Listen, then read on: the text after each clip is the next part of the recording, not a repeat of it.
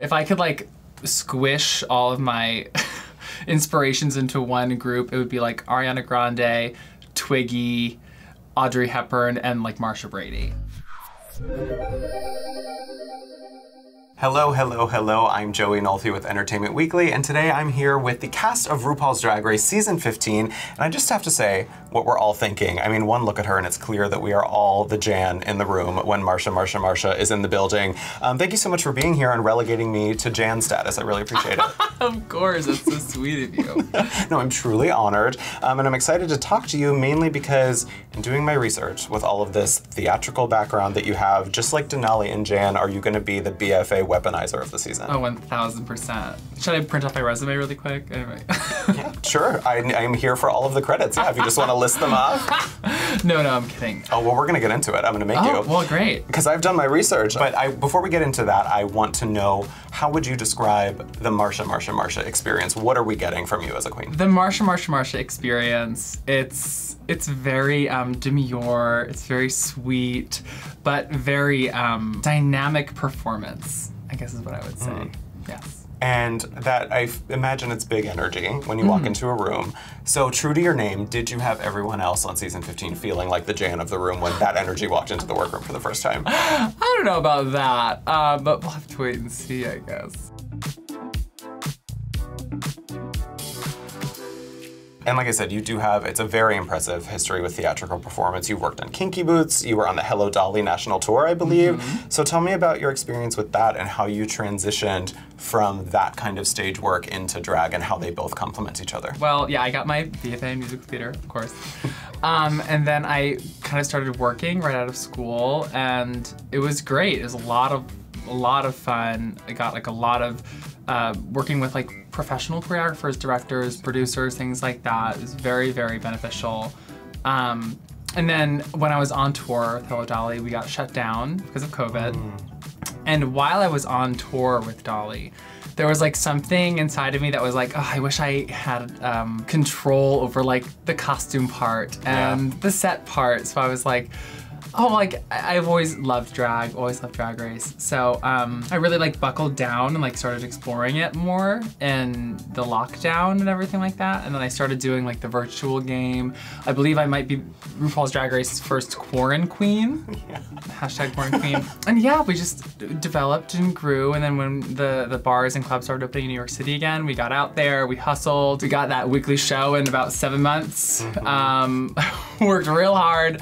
And then Drag Race came along, and it was, you know, an opportunity that I couldn't pass up. And I think walking into a room with a bunch of performers who strictly kind of work in like a club circuit, it's a very different environment than theater. So going in there and like having done summer stock, so where I'm like cleaning floors and learning a show and performing a show and doing all this at the same time, I think it was really, really conducive, especially to like a Drag Race environment. But from what I heard before of what you're saying, like, I mean, you like that control element, you like to have control of all aspects, and I think that runs very true through your Instagram page. I mean, your Instagram page is so just finely curated and it's great. So what do you gravitate toward when it comes to like fashion? Because your whole Instagram page just looks like an editorial straight out of a magazine. Oh, that's so sweet. Well, I should mention that I make everything myself. That was one of my projects during the lockdown as well. But yeah, I mean, I gravitate to a lot of like really classic silhouettes. I love like vintage Givenchy. Audrey Hepburn is a huge fashion inspiration of mine. If I could like squish all of my inspirations into one group, it would be like Ariana Grande, Twiggy, Audrey Hepburn, and like Marsha Brady. Oh, and like a little bit of Cher Horowitz as well. Oh, okay, yes, no, we love a Clueless reference, love it.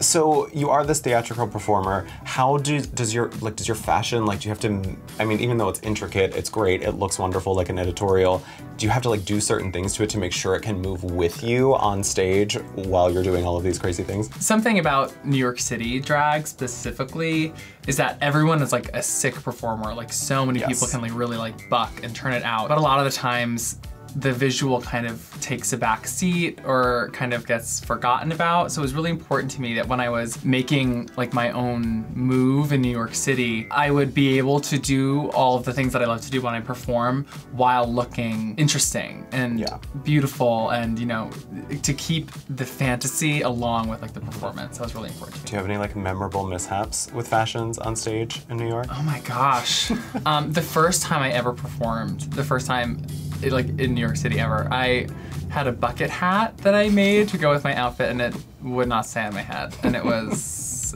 the last thing you want when you're performing in drag for the first time is like things falling off your body. So that was a little awful. But aside from that, most of the time, everything is very sturdy, which I'm very proud of myself to say. Yes, you make it work. You're a trained woman. Yes, exactly. You know. So should the other girls be afraid of you when you hit the stage? Like, God forbid if you have to lip sync, we won't spoil anything, but should the other girls be afraid when you hit that stage? Oh, absolutely, because when you have like a background in like ballet, you can pretty much do anything with your body. I can turn it out. So, you know, little gymnastics, little dance, little emoting, you know, from the theater. Always, always. Because I did read too that you were a gymnast, or are you still a gymnast? You still practice the art of gymnastics? I would say I practice. Sometimes, you know, drag pulls it out of me in the moment. But yeah, I was a gymnast for a while when I was younger. So lots of like acrobatics on stage when you're performing? I don't know, maybe. Well, outside of Drag Race, I'm talking about, yeah, not necessarily on the stage, but like in your live shows, yeah, like do you incorporate that a lot? Yeah. Wonderful. Now, I normally don't like to ask the usual question about like, where did you get your drag name? Because everybody answers that all the time, but I mean, yours is obviously a reference to an iconic pop cultural moment, so we have to talk about that. So when and why did this obsession with Marcia Brady start? So I think every gay has an obsession with like the queen bee, you know, whether it be like Cher or Regina George, you know, Heather Chandler and Heather's. I feel like Marcia Brady she has like such a great bite to her. Oh yes.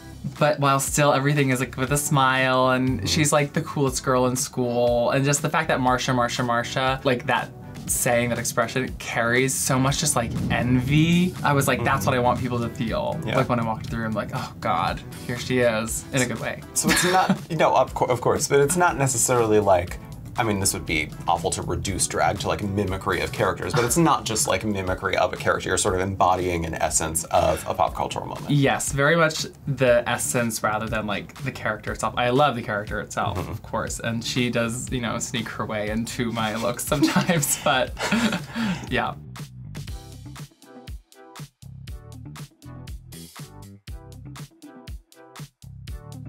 No, I think I did see also that you met Eve Plumb.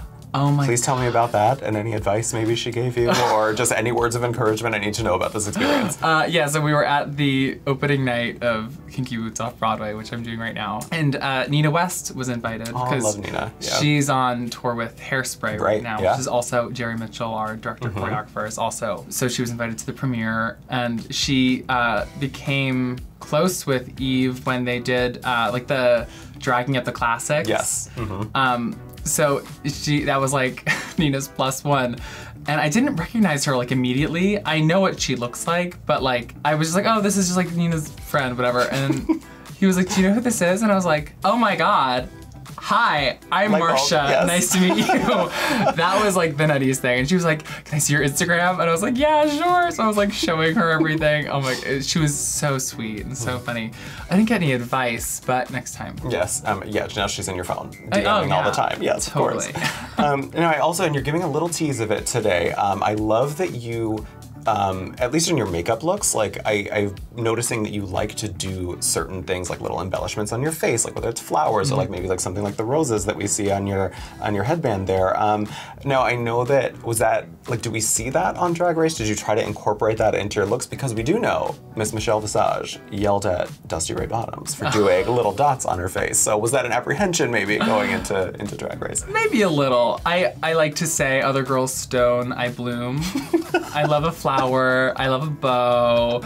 But you know, there's a couple surprises maybe, yeah. Very, very excited to see that. Now, coming from the New York City scene, I mean, it's such an iconic, prolific scene. So many queens from that show, or from New York, have been on the show. Did you get any advice from any New York City queens before you went on the show? Oh, yeah. And I mean, just like being friends with these people for a while and like seeing them in bars and stuff, you hear about their experiences. Oh, yeah. But, yeah, like Jasmine was so sweet. Jasmine Kennedy. Jan gave me some advice. No relation. But yeah, and also the local girls in New York City are so incredible as well. Just because when you help people prepare for this, you get so much intel about like what really goes into it. Like Laguna Blue was so wonderful helping me out.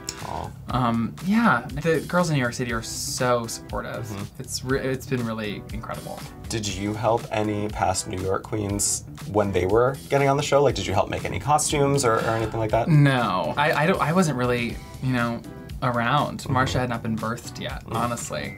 So Marcia's just in it for herself. Yeah, I'm a drag orphan and I'm proud of it. True to the Brady Bunch character, yes. Now, just a few general questions about season 15. What do you think about season 15 is going to gag the fans? Like, how is this stepping the game up? I think our cast is really incredible. And people say that every single year, but being there, the kind of like diversity of talent that we have in this cast is kind of insane. Like, everyone can do everything, which is obviously a little, you know, a little daunting going in, but it made the competition a competition, you know? It was really fun and challenging. Now, the New York City queens have kept the untucked crown for 2 seasons running between Candy and Jasmine. Is New York keeping the untucked crown on season 15? Maybe. I don't know.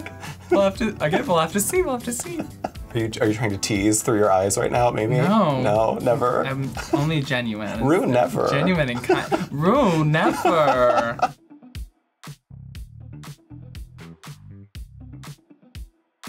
Season 14, though, did go down as one of the twistiest seasons in the franchise. So, can you tease on some level? Are the twists still present? I mean, it wouldn't be Drag Race without a twist. So, like, are the twists coming? Like you said, it's not Drag Race without a twist. And I'll say that they come in unexpected. The twists come in twistier ways, I would say. You mean a twist is unexpected?